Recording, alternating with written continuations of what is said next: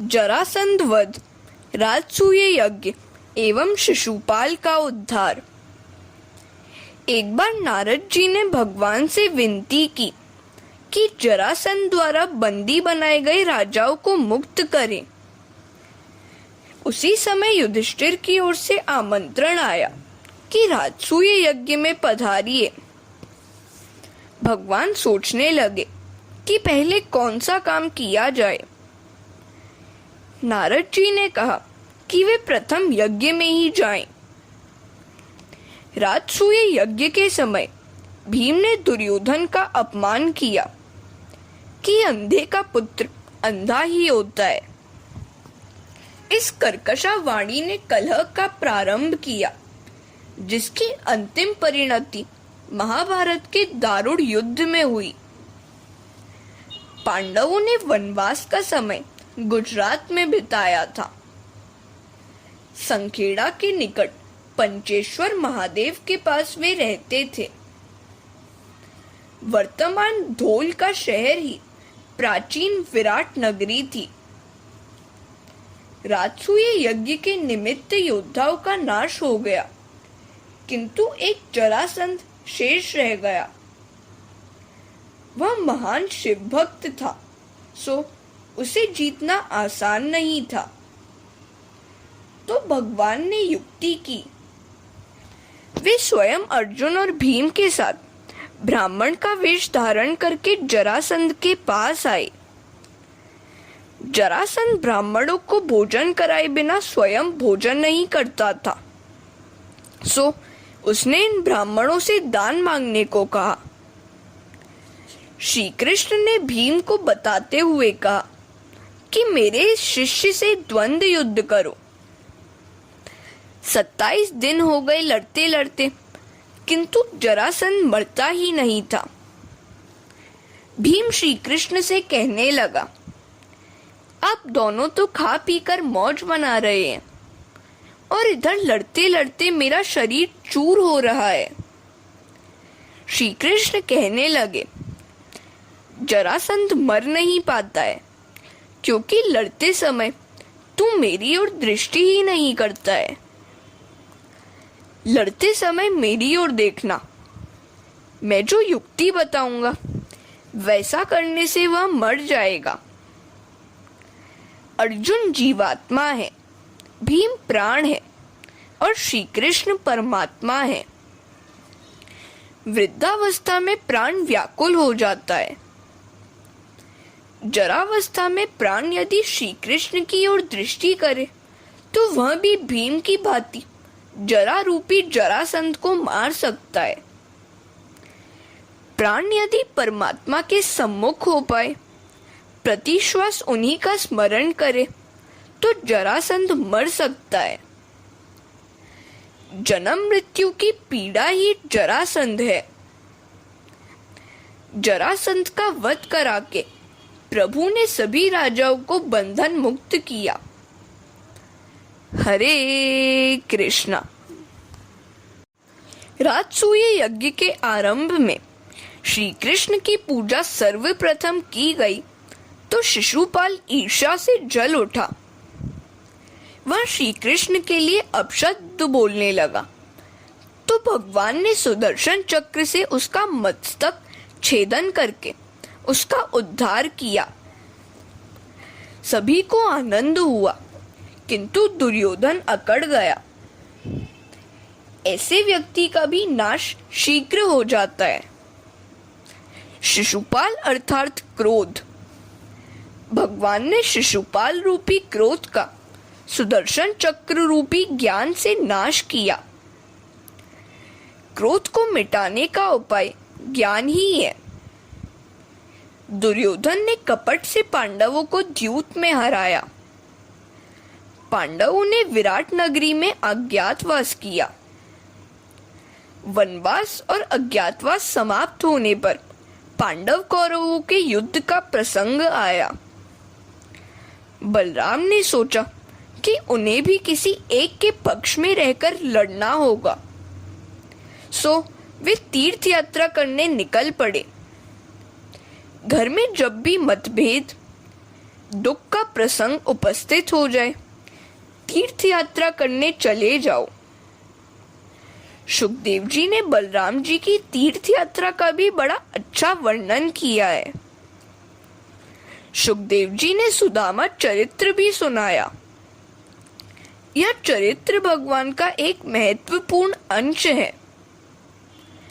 भागवत की कथा करते हुए सुखदेव जी 2 बार समाधिस्थ हो गए थे। उस समय अन्य ऋषियों ने वेद मंत्रोच्चार से उनको सचेत किया था। सुखदेव जी की समाधि के वे 2 प्रसंग इस प्रकार थे। पहला, श्री कृष्ण ने गोपालक, गाय, बछड़ों आदि का रूप लेकर ब्रह्मा को अपनी माया का दर्शन कराया था, उस प्रसंग के वर्णन के समय। और दूसरा, सुदामा चरित्र के कथन के समय। राजा परीक्षित सुदामा चरित्र के आरंभ के समय सुखदेव जी से कहते हैं, इस कृष्ण कथा को सुनते हुए तृप्ति ही नहीं हो पा रही है। वही वाणी धन्य है जो भगवान का गुण वर्णन करती है। वही हाथ सच्चा हाथ है जो भगवान की सेवा करता है। वही मन सच्चा मन है जो स्थावर जंगम सभी में व्याप्त प्रभु का स्मरण करता है। वही कान सच्चे कान है जो भगवान की पवित्र कथा का श्रवण करते हैं। हरे कृष्णा। श्री कृष्ण सुदामा चरित्र। सुखदेव जी वर्णन कर रहे हैं, पोरबंदरवासी महाज्ञानी, जितेंद्रिय, निष्किंचन और पवित्र ब्राह्मण सुदामा श्री कृष्ण के परम मित्र हैं। वे सारा दिन प्रभु की सेवा में बिताते थे और अयाचक व्रत का पालन करते थे।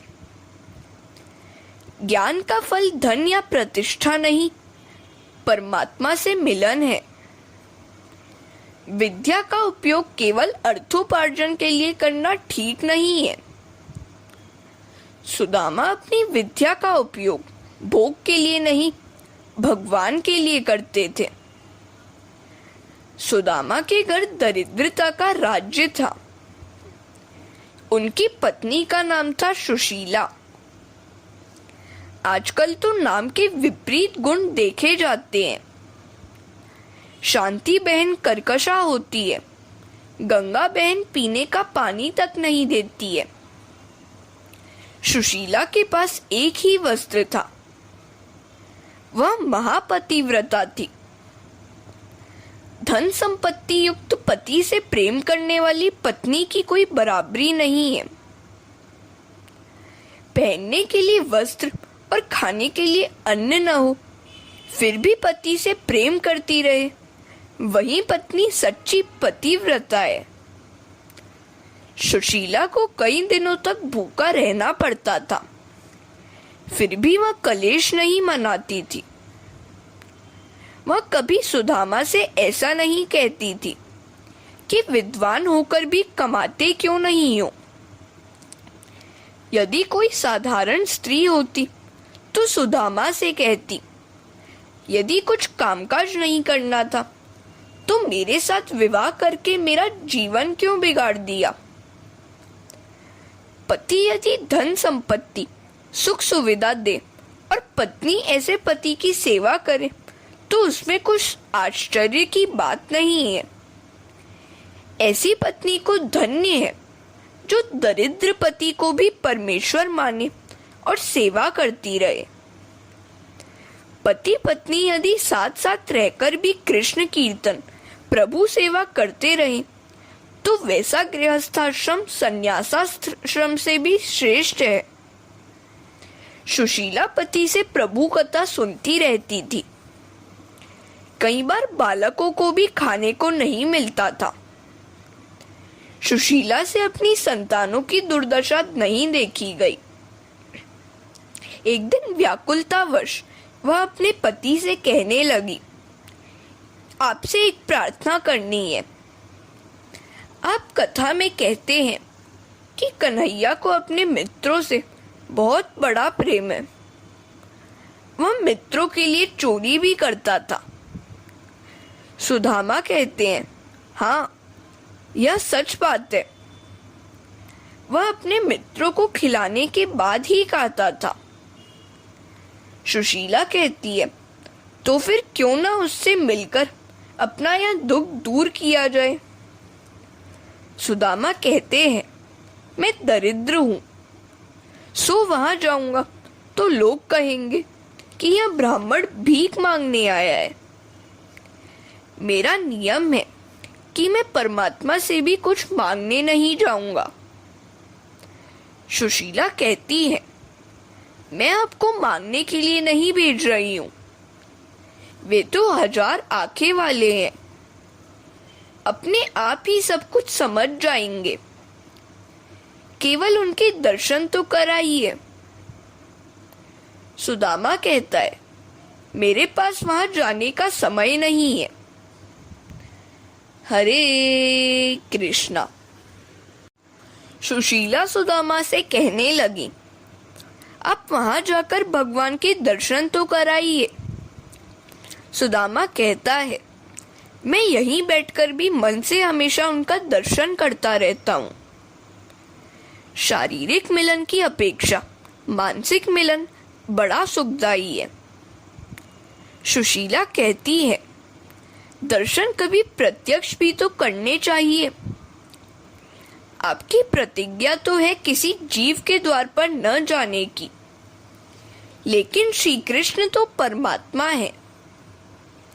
उनके द्वार सभी के लिए खुले रहते हैं। वहां जाने में संकोच कैसा? मित्र से तो मिलना ही चाहिए। ज्ञानी और तपस्वी सुदामा तो घर बैठे ही कृष्ण का दर्शन कर लेते थे, किंतु पत्नी के अत्याग्रह के कारण द्वारिका जाने को वे तैयार हुए।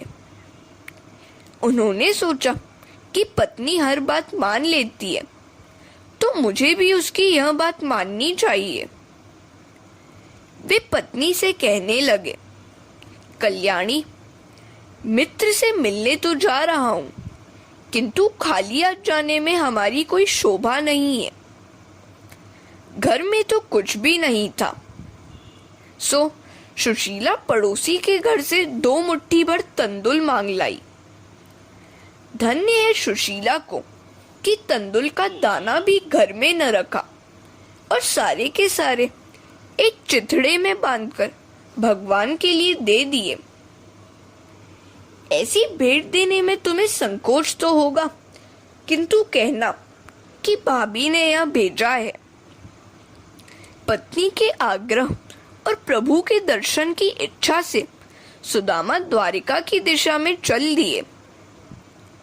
फटी हुई धोती, एक हाथ में लकड़ी और बगल में तंदुल की पोटली थी। सुशीला सोच रही है कि कई दिनों के भूखे मेरे पति वहां तक कैसे पहुंच पाएंगे। मैंने ही उनको जाने के लिए विवश किया, किंतु और कोई उपाय भी तो नहीं था। अपने बालकों की दुर्दशा भी तो देखी नहीं जाती है। वह भगवान सूर्य नारायण से प्रार्थना करने लगी, मेरे पति की रक्षा करना। सुदामा पौष शुक्ल सप्तमी के दिन द्वारिका गए। अतिशय ठंडी के कारण उनका शरीर कांप रहा था। 7 दिनों के भूखे दुर्बल सुदामा 2 मील चलते ही थक गए। वे सोचते जाते हैं कि द्वारिकानाथ के दर्शन भी होंगे या नहीं। रास्ते में दुर्बलता और चिंता के कारण उनको बार बार मूर्छा भी आ जाती थी। उधर द्वारिकाधीश को समाचार मिला कि सुदामा आ रहा है। उन्होंने सोचा कि ऐसे निष्ठावान, सदाचारी, अयाचक तपस्वी को पैदल चलाना मुझे शोभा नहीं देता है। उन्होंने गरुण जी को भेजकर सुदामा को आकाश मार्ग से द्वारिका नगर तक पहुंचा दिया। सुदामा ने लोगों से पूछकर जाना कि वे द्वारिका आ पहुंचे हैं। उन्होंने सोचा कि द्वारिका वैसे कुछ दूर नहीं है। सुबह में निकले थे और शाम को आ भी पहुंचे। वे जानते ही नहीं थे कि उन्हें गरुण जी उठाकर ले आए हैं। हरे कृष्णा। भगवान के लिए तुम 10 कदम आगे बढ़ोगे तो वे 20 कोस चलकर तुमसे मिलने के लिए आएंगे। सुदामा लोगों से द्वारिकाधीश के प्रासाद का मार्ग पूछते हैं। वे मेरे मित्र हैं। लोग हंस देते हैं कि ऐसा भिखारी भी कभी द्वारिकाधीश का मित्र हो सकता है। सुदामा प्रभु स्मरण करते हुए भगवान के द्वार पर आ पहुंचे। द्वारपाल उन्हें भिखमंगा मानकर रोकते हुए कहने लगा, जो चाहे सो हम ही से मांग ले, तू अंदर नहीं जा सकता। सुदामा कहने लगे, मैं द्वारिकाधीश से कुछ मांगने नहीं, मिलने आया हूं। वे मेरे मित्र हैं। विशुद्ध प्रेम बस देता ही है, कुछ भी मांगने की इच्छा नहीं करता। द्वारपाल सुदामा पर हंसने लगे। क्या ऐसा भिखमंगा कुछ पाने की इच्छा किए बिना ही यहाँ आया होगा?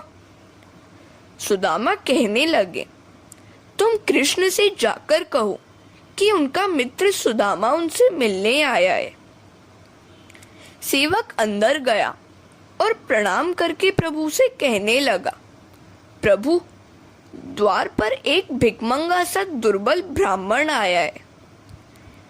आंखें अंदर धसी हुई हैं, हड्डियां दिखाई दे रही हैं, फटे हाल है, मुख पर दिव्य तेज है। वह हमसे कुछ भी लेना नहीं चाहता।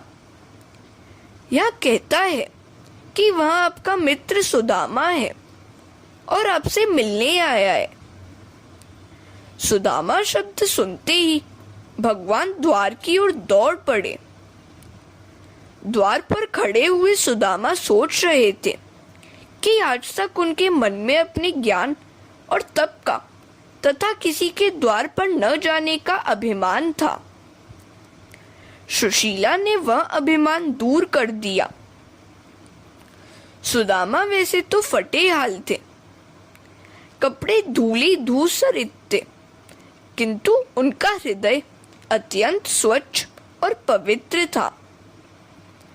भगवान मानव के वस्त्र नहीं, हृदय को देखते हैं। जीव यदि अपना जीवत्व अहम भुला दे तो ईश्वर भी अपना ईश्वरत्व एक ओर रख देते हैं। भगवान सुदामा को पुकारते हुए दौड़कर द्वार पर आ गए। उनकी रानियों को आश्चर्य हुआ कि आज तक न जाने कितने लोग इनसे मिलने आए, किंतु वे कभी ऐसे विह्वल नहीं हुए थे। श्री कृष्ण ने सुदामा को अपने हृदय से लगा लिया। अपने मित्र की ऐसी विषम दशा देखकर उनको अत्यंत दुख हुआ। मुझे ही उससे मिलने के लिए, उसकी दशा जानने के लिए जाना चाहिए था। मित्र, अच्छा हुआ कि तू इधर आ गया। सुदामा ने सोचा कि वैभव प्राप्त होने पर भी कन्हैया उसे भूला नहीं है। संपत्ति के नशे में अपना भान भूलने वाले को कभी ईश्वर कहा जा सकता है क्या? रुक्मिणी चरण धोने के लिए जल ला रही थी कि कृष्ण ने अपने अश्रु जल से सुदामा के चरण धो दिए। नरोत्तम कवि लिखते हैं, देखी सुदामा की दीन दशा, करुणा करके करुणा निधि रोए। पानी परात की हाथ छुओ नहीं, नैनन के जलसो पग धोए। हरे कृष्णा। तपस्वी सुदामा के पाँव में जूते तो थे नहीं, सो बहुत से कांटे चुभे हुए थे। श्री कृष्ण कांटे निकालने लगे। एक कांटा निकल नहीं रहा था तो प्रभु ने रुक्मिणी से सुई लाने को कहा। रुक्मिणी को देर हो गई तो प्रभु अपने दांतों से वह कांटा निकालने लगे। सुदामा कहने लगे, अरे प्रभु, यहाँ आप क्या कर रहे हैं?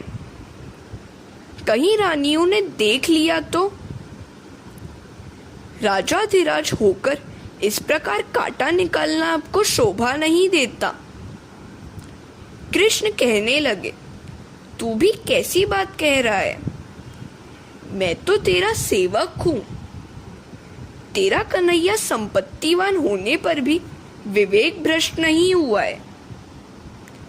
श्री कृष्ण आज भूल गए हैं कि वे परमात्मा हैं, राजाधिराज हैं।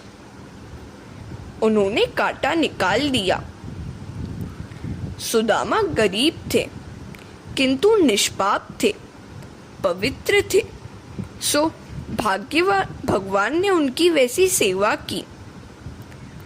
दरिद्र होना अपराध नहीं है, दरिद्रता में भगवान को भूल जाना अपराध है। सुदामा स्नान आदि से निवृत्त हुए तो उन्हें पहनने के लिए पीतांबर दिया गया। भोजन विधि भी हो गई। सुदामा को पलंग पर बिठलाकर श्री कृष्ण उनकी चरण सेवा करने लगे। श्री कृष्ण कहने लगे, मित्र, मार्ग में तुम्हें बहुत कष्ट हुआ होगा। सच कहता हूं, मैं इस सांसारिक जंजाल से उकता गया हूं। अपने गुरुकुल के दिनों जैसा आनंद अब कहाँ? प्रवृत्ति धर्म अपने साथ साथ वासना विकार भी ले आता है, सो भगवान निवृत्त होने की इच्छा कर रहे हैं। मित्र सुदामा, बचपन में तुम्हें खेलने की आदत तो थी नहीं। मैं तुम्हें खेलने के लिए बरबस ले जाता था। वह दिन भी मुझे याद है कि जब हम समिधा लेने गए थे और मूसलाधार वर्षा हुई थी और हमें एक वृक्ष पर आसरा लेना पड़ा था। उस दिन सुदामा के पास कुछ चने थे जो वे अकेले खाने लगे। आवाज सुनकर श्री कृष्ण ने पूछा कि वे क्या खा रहे हैं। सुदामा ने सोचा कि यदि सच सच कह दूंगा तो कृष्ण को भी कुछ चने देने पड़ेंगे। सो उन्होंने कहा, खाता नहीं हूं, यह तो ठंड के मारे दांत बज रहे हैं। अकेले खाने वाला दरिद्र हो जाता है। सुदामा को इसी कारण से दरिद्र होना पड़ा। श्री कृष्ण को सुदामा की चरण सेवा करते देखकर रानियों को बड़ा आश्चर्य हुआ। आज तक पति ने ऐसा प्रेम किसी की भी ओर नहीं दिखाया। यह ब्राह्मण बड़ा भाग्यशाली है। श्री कृष्ण सुदामा से पूछने लगे, विवाह किया है या नहीं? कैसी है मेरी भाभी? सुदामा कहने लगे, पत्नी तो सुशीला है, संतान भी है। सुदामा ने सब कुछ बताया, किंतु अपनी दरिद्रता के बारे में कुछ भी नहीं बताया। सुदामा कहने लगे, तेरी भाभी की इच्छा और अनुरोध से ही मैं तुमसे मिलने आया हूं। श्री कृष्ण ने कहा, भाभी इतनी सुपात्र हैं तो उन्होंने मेरे लिए भी कुछ भेजा तो होगा ही। लक्ष्मी जी ने बीच में ही कह दिया, यदि आपकी आज्ञा हो तो मैं आपके इस मित्र के घर कुछ भेज दूं। कृष्ण कहने लगे, मैं देना नहीं, इससे लेना चाहता हूं। हरे कृष्णा। जब श्री कृष्ण ने लक्ष्मी जी को कहा कि वे सुदामा को कुछ देना नहीं, उनसे लेना चाहते हैं, तो लक्ष्मी जी बोल उठी, यह दरिद्र ब्राह्मण आपको क्या दे पाएगा? श्री कृष्ण को बुरा लगा। वे कहने लगे, मेरे मित्र को दरिद्र कहने वाली तू होती कौन है? लक्ष्मी जी ने सोचा कि श्री कृष्ण के तेवर आज कुछ और ही हैं। उन्होंने प्रभु से क्षमा मांग ली। सुदामा तंदुल की पोटली संकोचवश छिपा रहे थे। भगवान मन में हंसते हैं कि इसने उस दिन चने छिपाए थे और आज तंदुल छिपा रहा है। जो मुझे देता नहीं है उसे मैं भी कुछ नहीं देता, सो मुझे छीनना ही पड़ेगा। भगवान ने तंदुल की पोटली छीन ली। स्वयं जहार किमी दमिति पृथु कतंडुलान। लौकिक दृष्टि से तो 2 मुट्ठी भर तंदुल ही थे, किंतु सुदामा का तो वह सर्वस्व था। सुदामा प्रारब्ध कर्मानुसार दरिद्र थे। विधाता ने उनके भाल पर लिखा था श्री क्षय। जब श्री कृष्ण उसके भाल पर तिलक करने लगे तो उन्होंने वह विधाता का लेख पढ़ा और उसे उल्टा भी दिया। यक्ष श्री, जो संपत्ति कुबेर के पास भी नहीं है वह मैं सुदामा को दूंगा। भगवान ने सुदामा के प्रारब्ध कर्मों को क्षीण करने के हेतु तंदुल भक्षण किया। उन्होंने तंदुल आहार किया तो उनके द्वारा सारे विश्व ने आहार किया, क्योंकि वे तो सर्वात्मा है ना। श्री कृष्ण ने सारे विश्व को अन्नदान करने का पुण्य सुदामा को दे दिया। श्री कृष्ण सुदामा से कहते हैं, गोकुल में मेरी माता इसी प्रकार मुझे तंदुल खिलाती थी। यशोदा जी के स्मरण ने भगवान की आंखों को गीला कर दिया। सुदामा के तंदुल प्रेम रस से भीगे हुए थे। एक मुट्ठी भर तंदुल के बदले प्रभु ने समग्र द्वारिका का ऐश्वर्य सुदामा के घर भेज दिया। सुदामा ने अपने दारिद्र्य की बात भगवान से न बताई, सो भगवान ने भी ऐश्वर्य दान की बात सुदामा को नहीं बताई। सुदामा अगले दिन अपने गांव को लौटने की तैयारी करने लगे। उन्होंने सोचा कि कृष्ण 2-4 दिन और ठहर जाने का आग्रह करेंगे, किंतु भगवान ने वैसा आग्रह नहीं किया। कारण क्योंकि उधर सुशीला सारा वैभव पाकर भी व्रत लिए बैठी थी कि पति के मुख दर्शन किए बिना वह भोजन नहीं करेगी। भगवान ने सोचा कि यदि सुदामा को जाने नहीं दूंगा तो भाभी को उतने दिन भूखा मरना पड़ेगा। सो उन्होंने सुदामा से आग्रह नहीं किया। निरपेक्ष पवित्र सुदामा अपनी पुरानी धोती पहनकर जाने के लिए तैयार हो गए। जाते जाते भी उन्होंने कुछ नहीं मांगा। श्री कृष्ण द्वार तक उन्हें छोड़ने गए और कहने लगे, मित्र, अब की बार भाभी को भी साथ ले आना, उनको मेरा वंदन कहना। हरे कृष्णा। सारा विश्व श्री कृष्ण को वंदन करता है और वे एक दरिद्र ब्राह्मण की पत्नी को वंदन करते हैं। जैसी वस्तु माता कभी मुझे देती थी वैसी ही वस्तु भाभी ने भी भेजी है। सुदामा को गले लगाकर श्री कृष्ण ने उन्हें विदाई दी।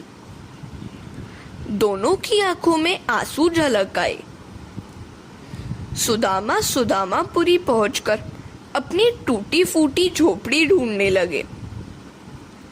वहां झोपड़ी का तो नामो निशान नहीं था, उल्टा वहां एक बड़ा प्रासाद खड़ा था। सुदामा सोच रहे हैं कि मेरी झोपड़ी कौन उठा ले गया। उधर सुदामा के आगमन का समाचार सुशीला को मिला तो वह दौड़ती हुई बाहर आई और पति का स्वागत करती हुई कहने लगी, आपके मित्र की कृपा से यह सब हुआ है। सुदामा का मन कृतज्ञता से भर आया।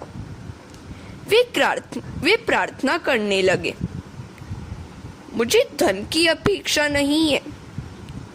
मैं तो यही चाहता हूँ कि जन्म जन्मांतर मुझे श्री कृष्ण की भक्ति करने का अवसर मिलता रहे, उनके चरणों में मुझे स्थान मिले। सुदामा के चरित्र में भी एक सार है।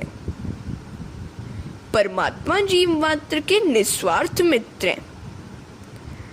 जगत में परमात्मा को छोड़कर ऐसा अन्य कोई नहीं है जो अपना सर्वस्व किसी को दे दे।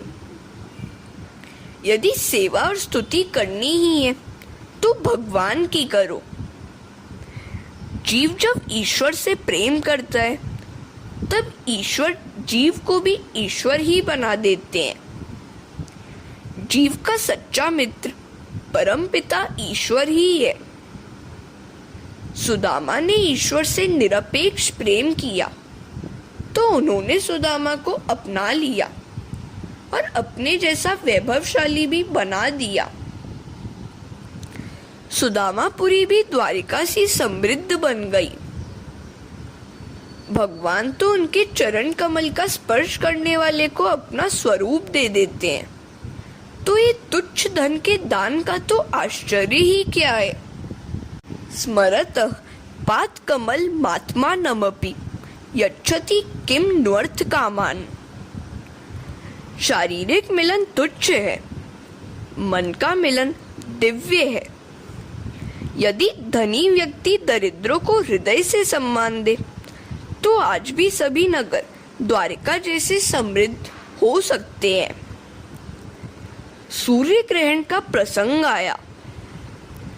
वसुदेव देवकी तथा अन्य सभी यादव कुरुक्षेत्र गए। सकाम भाव से किया गया काम स्वर्ग तो दिलाता है किंतु मुक्ति नहीं दिलाता। निष्काम कर्म पाप को भगा देता है। मनुष्य का शरीर ही वह कुरुक्षेत्र है जहाँ निवृत्ति और प्रवृत्ति का युद्ध होता रहता है। इस शरीर रथ को जो श्री कृष्ण के हाथों में दे देता है उसी की जीत होती है। कृष्ण कथा हमें अपने दोषों से भली भांति अवगत कराती है। कृष्ण कथा के श्रवण से हमें भजन करने की प्रेरणा मिलती है और वैसा होने पर हमारी इंद्रियां शुद्ध हो जाती हैं। गंगा स्नान शरीर को शुद्ध करता है, अतः गंगा स्नान की अपेक्षा कृष्ण कथा स्नान अधिक श्रेष्ठ है। वासना ही पुनर्जन्म का कारण है, अतः मृत्यु के पहले ही वासना का त्याग करो। वैर और सुख की ऐषणा वासना को जन्म देती है, उनका त्याग करना ही चाहिए।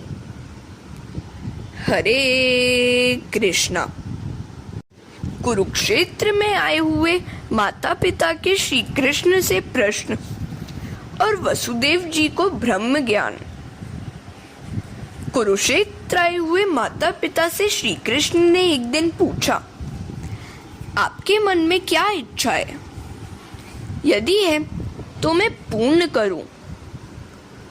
वसुदेव कहने लगे, वैसे तो मेरी और कोई इच्छा या वासना नहीं है। मेरी एक यही इच्छा है कि मैं अंत काल में तेरा ही स्मरण करता रहूं और तेरा नाम लेता हुआ ही देह त्याग करूं। शरीर त्याग के समय बड़ी वेदना होती है, सो मन को ऐसी शिक्षा दो कि मृत्यु के समय वेदना के बीच भी भगवान ही की याद आए। मृत्यु के समय भगवान का स्मरण करने वाले व्यक्ति को धन्य है। वैसे ही व्यक्ति का जीवन सार्थक है। मृत्यु की चिंता करने से पाप से बचा जाएगा।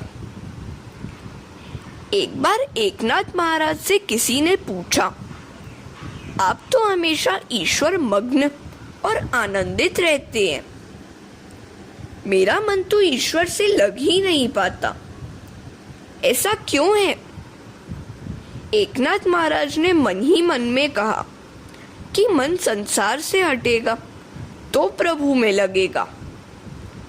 लेकिन उनने उस मनुष्य से कहा, आज तो मैं कुछ कह नहीं सकता, आज से 7वें दिन तेरी मृत्यु होगी। उसी दिन तू मेरे पास आना, मैं तुझे सब कुछ बताऊंगा।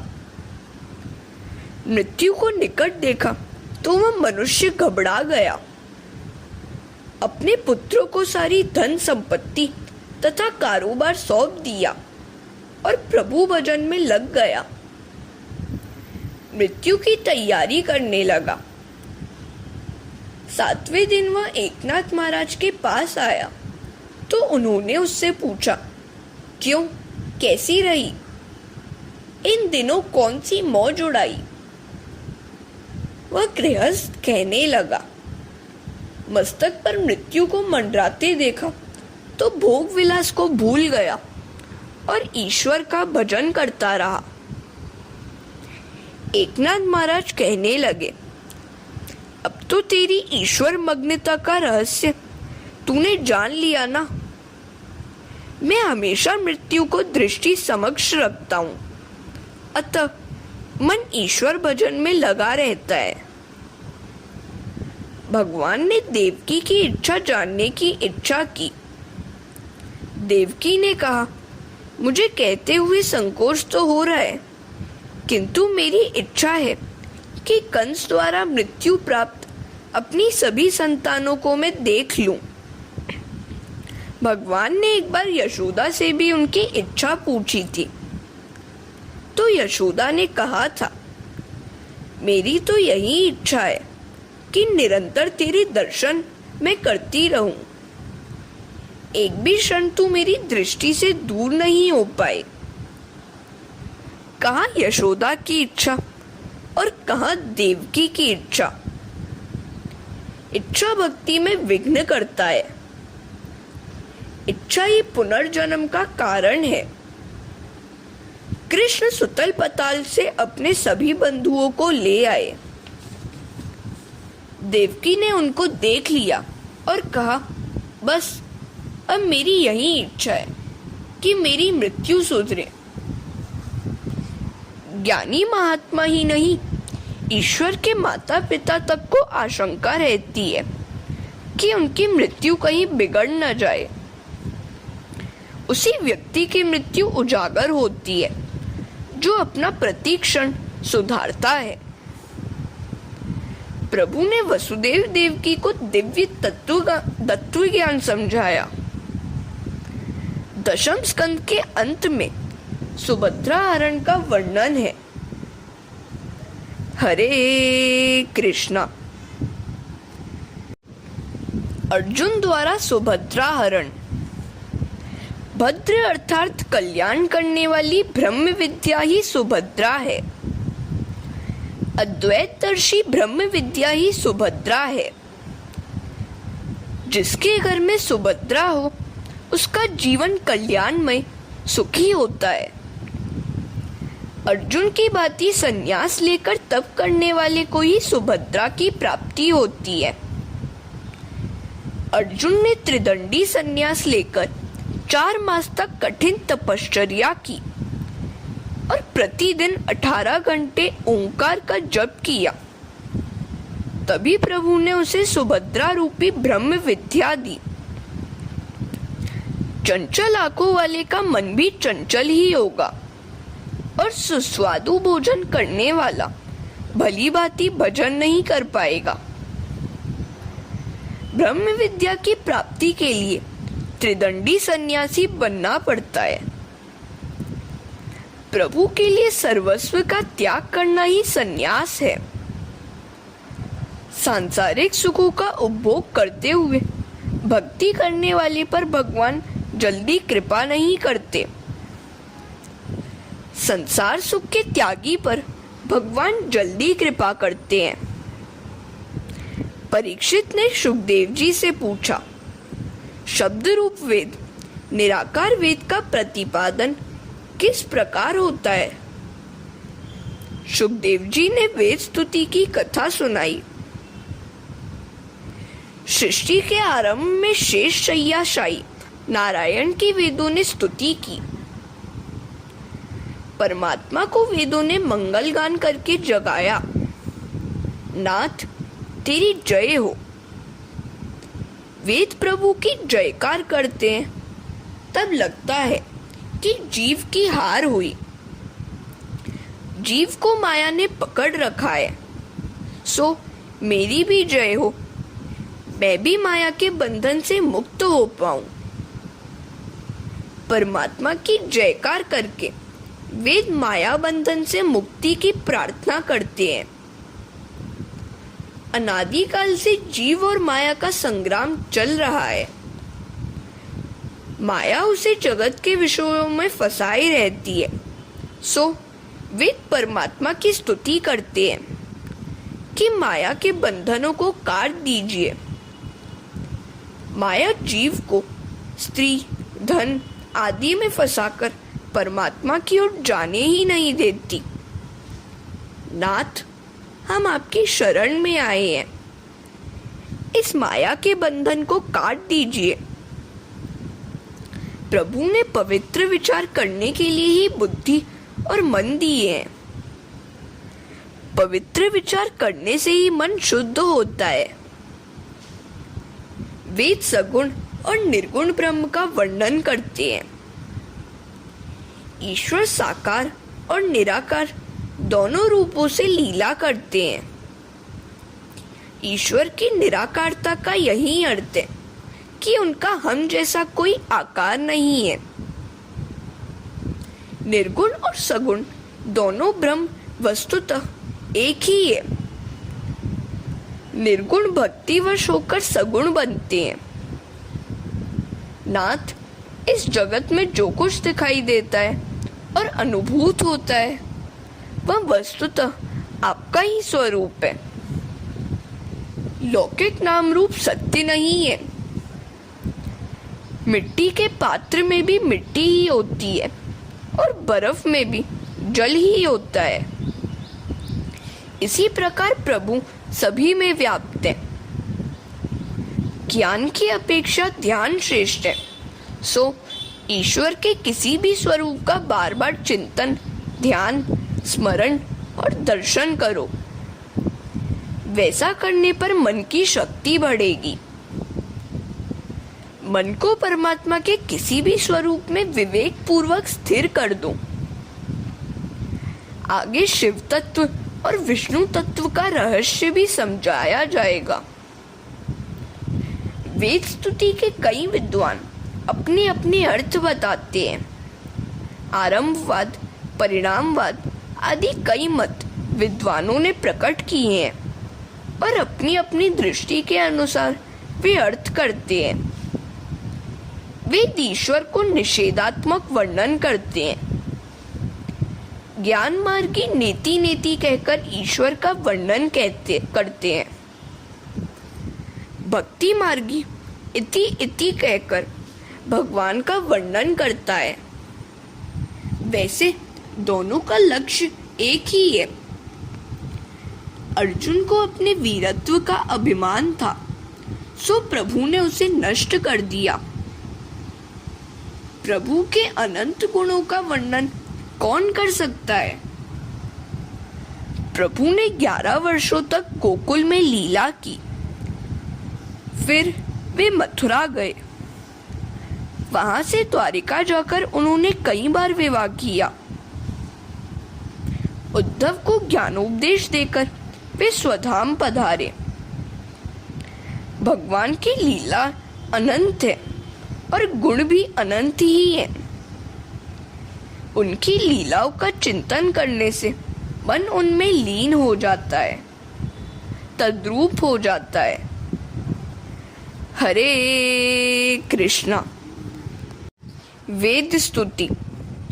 सुंदरम गोपालम उर्वनमालम नयन विशालम दुखहरम वृंदावन चंद्रम आनंद कंदम परमानंदम धरणीधरम वल्लभ घनश्यामम पूर्ण कामम अर्थभिरामम प्रीतिकरम भजनंद कुमारम सर्व सुखसारम तत्व विचारम ब्रह्म परम।